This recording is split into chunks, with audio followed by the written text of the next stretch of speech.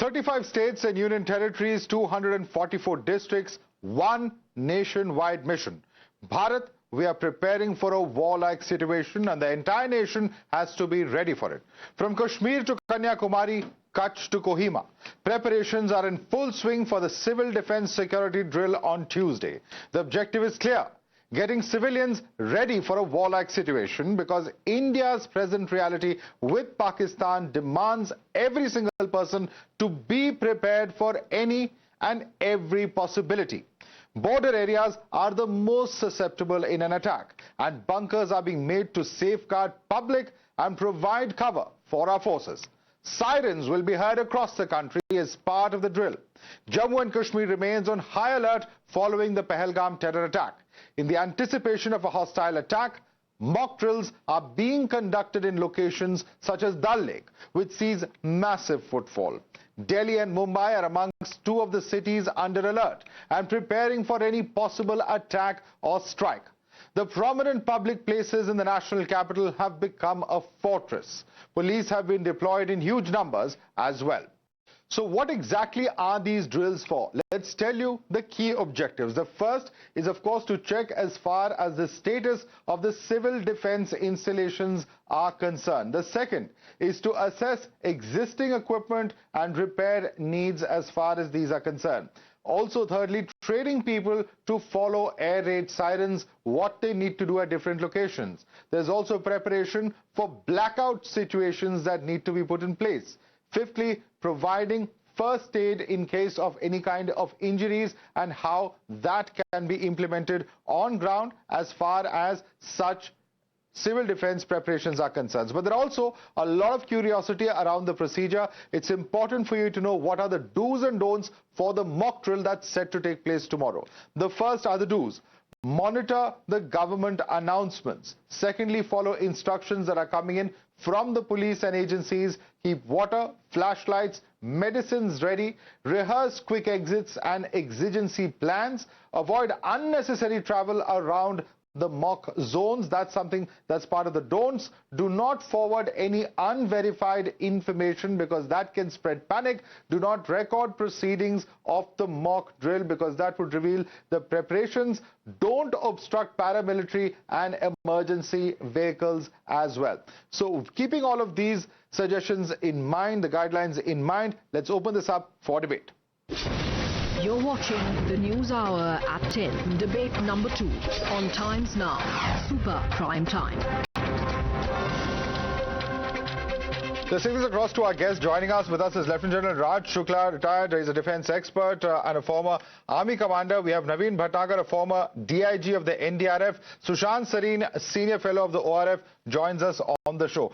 Thank you so much, gentlemen, for joining us this evening. Let me begin with you, Lieutenant General Raj Shukla, and let me begin by asking you, at a time like this, perhaps most of our audience would not have experienced a situation such as this. When you talk about such civil defense and other preparations that are taking place, the kind of drills that we're going to be seeing take place across different parts of the country tomorrow, at a time of crisis such as India is facing at the hands of the Pahalgam terror attack, what really would you say in terms of preparation and planning is the significance of conducting such a huge exercise across the country? I think the significance lies, in two things. One is to our friends in Pakistan, is also to a domestic audience, that this time we are pretty serious. The response to the dastardly act of 22nd April is indeed going to be overwhelming, as the Prime Minister, the Raksha Mantri, and even the EM have noted. So I think this is just the beginning of India's power, strategic military prowess, and its escalatory ladder beginning to unfold. So as I've said in the past, I think this is a time for when our forces are being orchestrated, the battle space is being prepared, options are being worked out in what I call calibrated military kinetics across domains, across the escalatory ladder. And we are also realistic that what we do will invite a response, and therefore we must build up non-military or civil preparedness and resilience, because if we strike, we will be struck back. And therefore these preparations. But I think the deeper message is that we are very serious this time.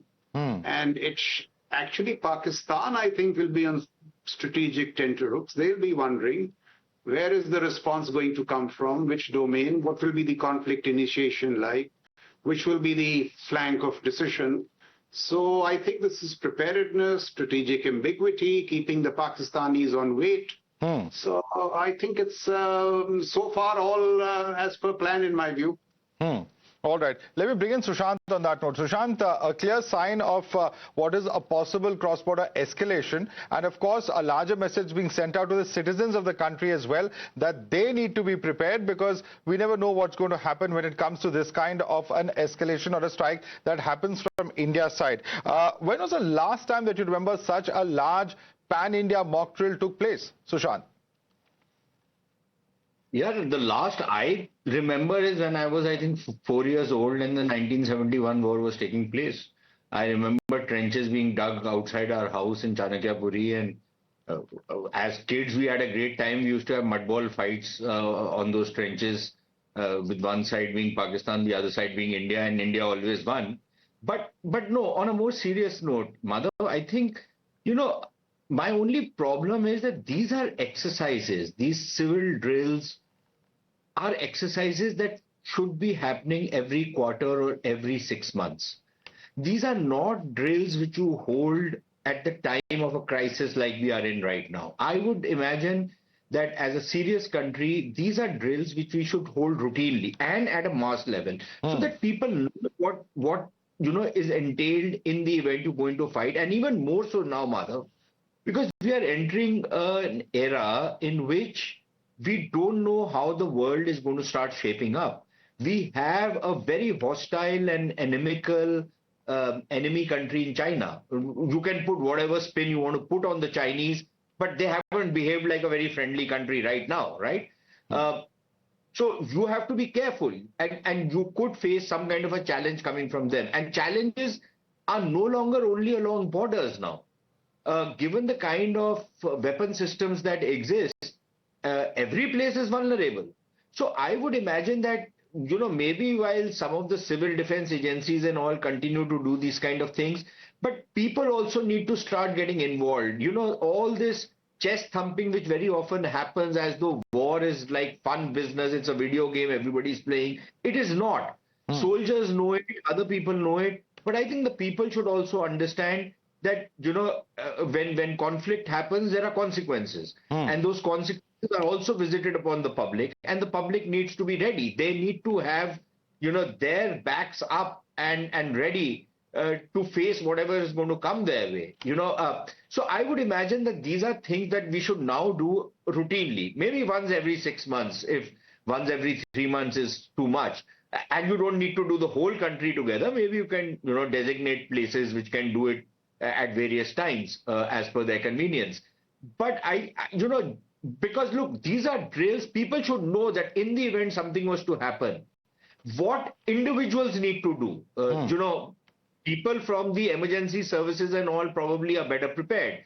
But what about the people? The people also have a responsibility, and they should also be able to step up when a crisis like that hits. But that's my opinion. I would love to hear what Mr. Bhatnagar has to say. Absolutely. He has much more. Yeah, let me put that question across to Mr. Naveen Bhatnagar. Mr. Bhatnagar, two very important points, a clear signal to the citizens also, and perhaps Sushant has a fair point when he says that these are exercises we should be conducting routinely. Why wait even, for such crisis to actually bring our people together in terms of how they need to prepare for any kind of eventuality? And perhaps you would have seen that on ground when it comes to disaster management as being part of the NDRF.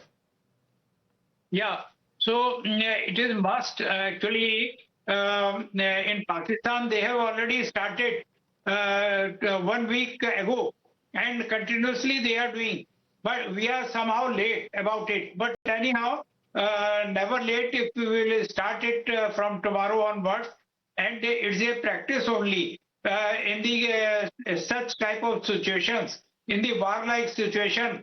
So we are preparing ourselves to save our life in this type of crisis.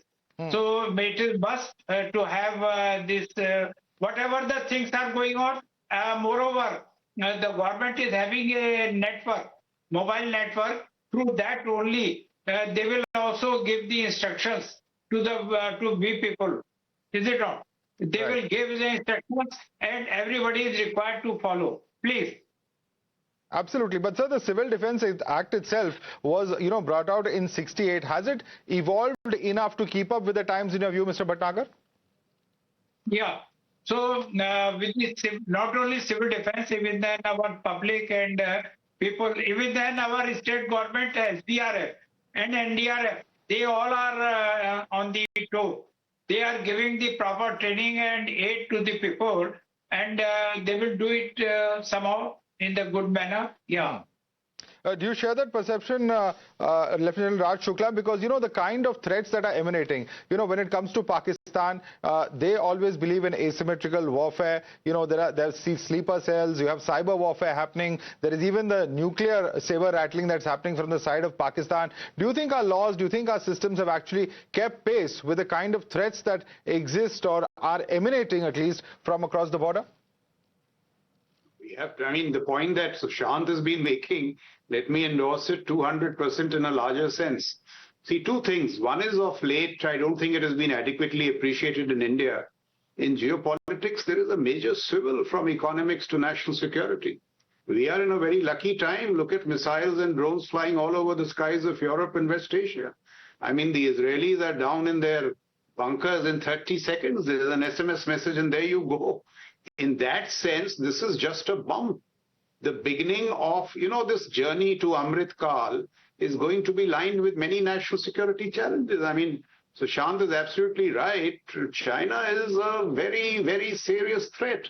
Now, if this crisis helps us, to become civil society in large, to become conscious of what the threats before us. I argue, people say Israel. Look at our challenges. Look at our challenges on the northern borders. The military component of the power differential with China is $450 billion. Look what's happening in Bangladesh. Lal Munir Haat, Yunus suddenly discovering landlockedness, Myanmar. So our national security challenges are going to grow. We have to step up our game in so many ways.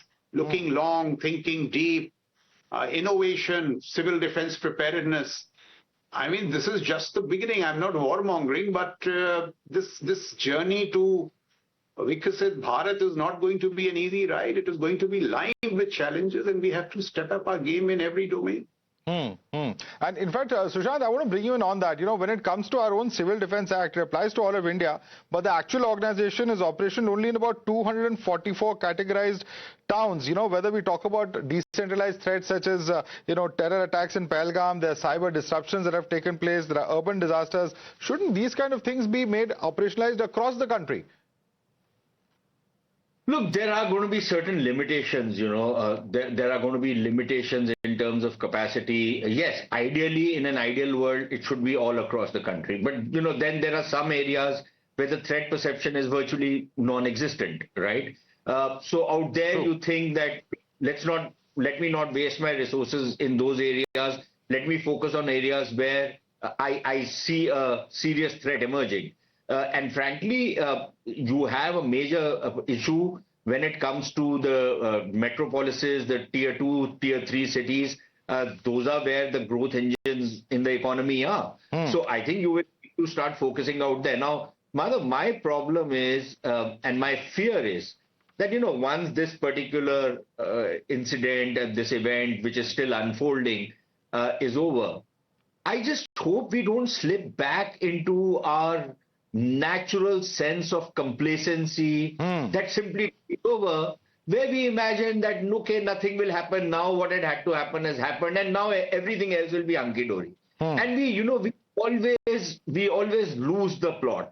We need to become very, very serious about the kind of national security threats people like General Shukla have been talking for the longest. I don't know, whether people even listen to him. And that's the problem. People don't listen to advice which is given, which actually is looking into the future, if nothing that we fear happens, great. But if it happens, then what do? You can't be scrambling at that point of time. You know, this whole business that, okay, fine, now suddenly we are in a crisis, let us do some emergency purchases. Why should we get into this emergency purchase business? Why shouldn't our defense planning be catering for these kind of eventualities and saying that, okay, fine, I have enough capacity to scale up the moment I need it, and I can scale up things really fast.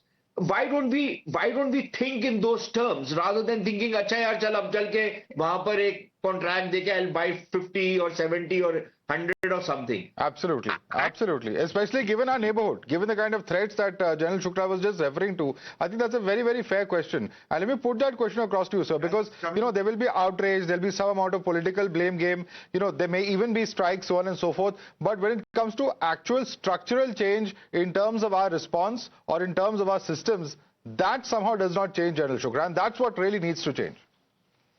Yes, since this is the only time people are listening to me, let me make two points.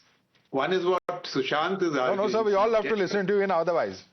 What very I'm modest. saying is, deterrence is costly, but wars are costlier. If we had invested in deterrence, we would have been so much better off. With a country like Pakistan, they should have been combat over match. Given the size of our economies, they should have been combat over match.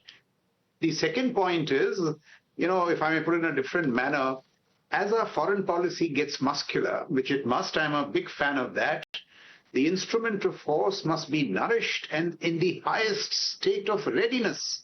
Now, this is not easy. It will take a civil military effort. In that context, civil defense is just a small peg.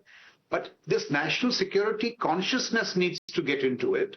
You know, just one last point. Bill Clinton in 1990 said, it's the economy stupid. For the last 2 years, I've been wondering whether or not it is national security stupid. It is national security stupid. So India has to step up its game in national security, you know, in so many ways. Absolutely. I think that's a very, very fair point. India has to step up a game. It's a time like this where there can certainly be a national consensus on issues such as this. I'd like to thank Lieutenant General Raj Shukla as well as Sushant Sareen and Naveen Bhatnagar for joining us this evening.